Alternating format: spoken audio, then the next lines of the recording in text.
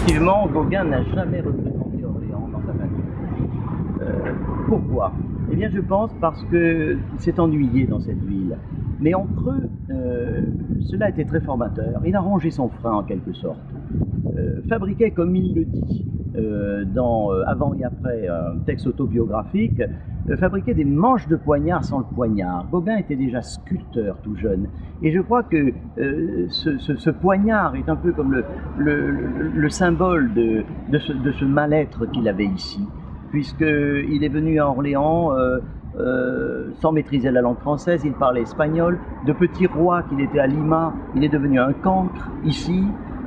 Et puis le milieu n'était pas du tout le même.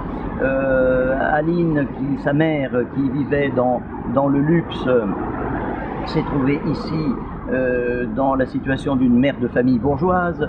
Tout était différent.